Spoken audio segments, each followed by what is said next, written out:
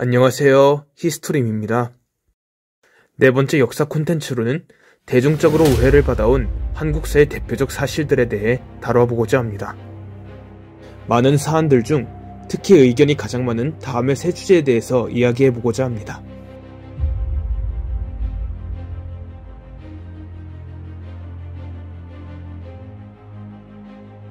먼저 당시에는 민족이란 개념이 없거나 옅었기에 고구려와 백제와 신라는 각자 서로를 별개의 국가로 바라보는 관점이 더 강했습니다.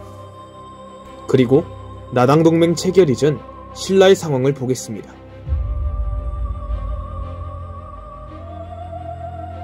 (7세기) 당시 한반도 일대 판세를 다룬 삼국시대 지도입니다.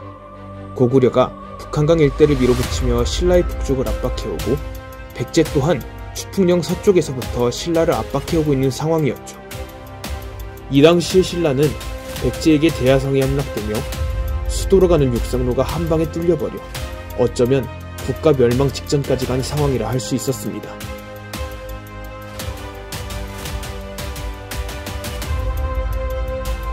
심지어 고구려는 영내 성민이었던 말갈족을 동원, 백제는 일본과 상호 협력 관계였던 만큼 당시의 외교적 역량에서도 신라가 갖출 수 있는 한계는 명확했습니다. 즉 나당동맹은 신라의 입장에서는 국군을 모두 건 채로 생존 경쟁에서 살아남기 위해 기도 없이 택할 수밖에 없었던 최후의 승부수였던 것입니다.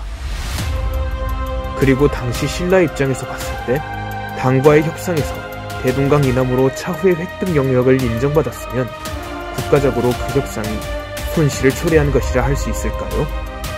물론 고구려가 가진 그 넓은 요동과 북만주의 활동 무대를 못 얻은 것도 미래의 우리 입장에선 아쉬울 수 있습니다. 그렇다면 이 입장에서의 괴를 같이하여 신라의 통일 때문에 고구려의 활동 무대를 중국에 넘겼다는 그 주장 자체도 맞는 말인가? 그 말도 엄연히 틀렸습니다. 고구려의 활동 무대는 고구려를 계승한 한국사 국가인 발해가 이어서 다시 차지했기 때문입니다. 우선 발해는 고구려 멸망 30년 후 고구려를 멸망시킨 당나라에 맞선 고구려의 유민들과 옛 고구려의 영성민족이었던 말갈족들을 규합하며 세워진 국가입니다. 이후 발해는 한때 당나라의 본토를 공격하게 됐으며 고구려의 활동무디였던 요동과 북만주를 넘어 연해주까지 200여 년을 실질적으로 지배할 정도로 막강한 군사력을 갖춘 국가로 자리잡습니다. 또한 해동성국이라 불릴 정도로 문화가 융성한 국가이기도 했습니다. 결정적으로 발해는 공식 외교 문서에 고려 국왕을 자처하며 스스로 계승인식을 밝혔던 고구려의 명백한 후신국가라는 데 그 의미가 있습니다. 즉, 당시 역사적으로 봐도 발해는 요동과 북만주를 고구려에 이어서 그대로 한국사의 활동 무대로 굳건히 유지시켰다는 것입니다. 이에 따라 신라의 통일이 고구려의 활동 무대를 중국에게 넘겨버렸다라는 주장은 결국 한국사에서 발해의 존재를 부정하는 것과도 마찬가지입니다.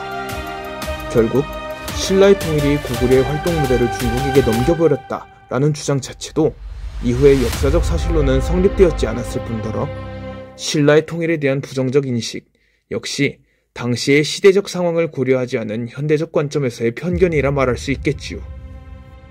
이에 따라 김춘추라는 인물도 역사적으로 바라볼 때에는 동족을 팔아넘긴 민족의 반역자라는 관점이 아닌 위기에 처한 조국을 위해 결정적 한 수를 던진 최고의 승부사라는 관점으로 바라봐야 역사적 사실에 더 적합할 것이라는 생각을 해봅니다.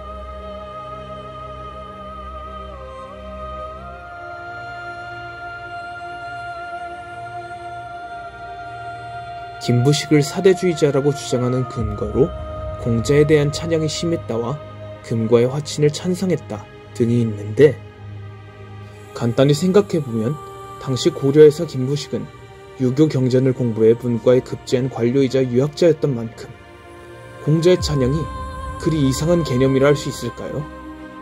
금과의 화친을 찬성했다는 이유로도 사대주의자라 하는데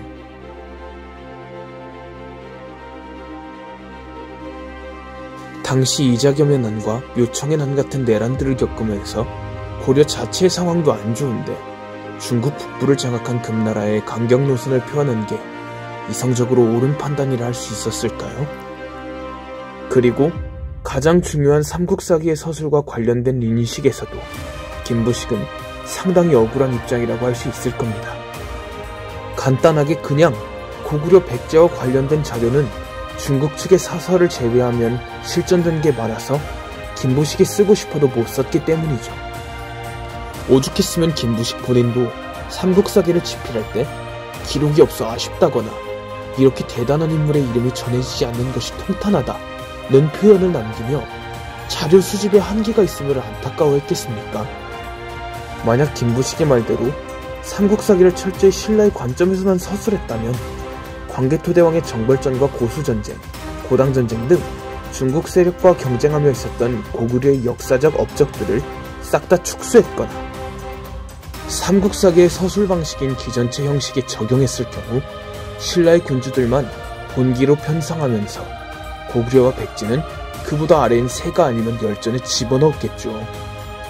결론적으로 삼국시대 군주들을 모두 제후가 아닌 황제의 기록인 본기로 구성한 것만 보더라도 신라 중심의 역사관을 가졌다 단정짓기는 어려우며, 또한 이는 다시 앞서 제시되었던 김부식의 사대주의자설을 반박하는 다른 이유로도 작용합니다.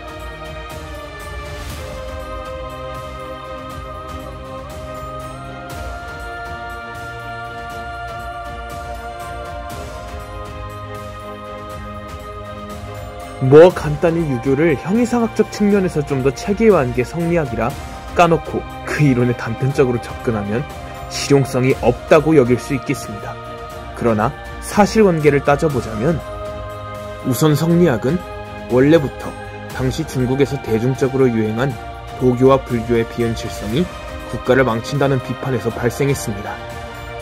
다만 기존의 유학은 도교, 불교와 같이 대중에게 정신적으로 다가올 수 있는 형이상학적 논리가 구비되지 않았기에 성리학은 여기서 도교, 불교와 같이 형이상학적 구체성을 좀 더 보완한 것입니다. 이런 성리학의 구조에 따라 유교의 기본 목표 중 하나인 민생을 돌보는 것, 즉 민본의 당위성도 도교와 불교에서 공통적으로 다루는 형이상학적 인식들을 수용해 이론적으로 더 구체화되었습니다. 이런 성리학적 민본의식을 토대로 조선이 개국된 것이고, 그 당위성에 따라 수많은 정책들이 논의되거나 결정되는데, 우선 세종대왕이 한국 사회에서 어떤 의미를 가지고 있는 인물인지는 이 영상을 보시는 여러분들 역시 잘 알 것이라 생각합니다.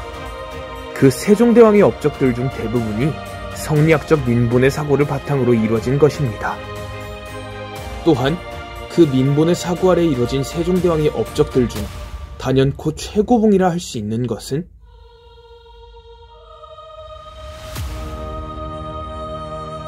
바로 지금 이 순간에도 영상을 제작하는 제가 쓰고 있으며 여러분들이 읽고 있는 문자 한글, 이른바 훈민정음입니다. 또한 조선 후기 기존의 성리학에 대한 반대급부 차원에서 연구되었다고 알려진 실학도 사실은 성리학적 이론의 완전한 실현을 위해 실험적이고 실증적인 연구가 수반된 개념입니다. 조선 후기의 대표적 실학자로 알려져 있는 정약용으로 예를 들자면, 그의 대표적 저작들인 목민심서, 경세유표, 흠음신서 등은 성리학적 이론에 맞게끔 관료의 지향자세와 현실 정치의 개선 요소들을 정리한 것입니다. 그 외에도 정약용을 비롯한 실학자들이 당시의 민생을 개선하는 기능적 연구라는 실학의 가치에 매진한 것도 사실은 성리학의 민본 개념을 실질적으로 더 보완하기 위함입니다. 마지막으로 제가 해당 논제를 다루며 대표 이미지로 예송 문제를 제시했던 만큼 이와 관련해서 이야기를 해보겠습니다. 예송, 별다른 이해 없이 단순하게 이 논쟁을 볼 때 보통 왜 계모가 아들과 며느리 죽었다고 상복을 얼마간 입히느냐는 사소한 걸로 싸우나 이렇게 생각하기 쉬운데, 이 논쟁은 사실 임금의 정통성에 대한 논쟁, 나아가서는 왕실과 신료, 국가의 체계에 대한 논쟁이었습니다.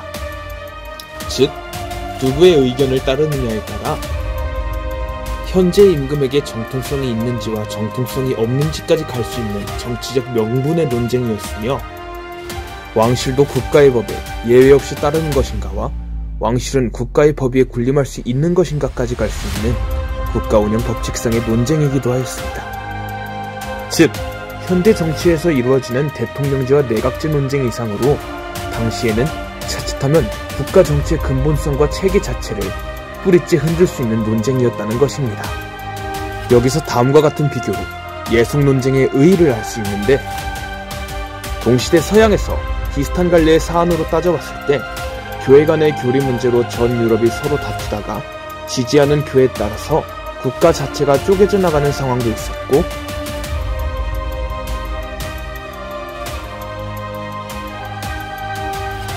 예속 논쟁과 더더욱 비슷하게 혈통 문제로는 왕위 계승권 전쟁이 일어나는 일도 있었습니다.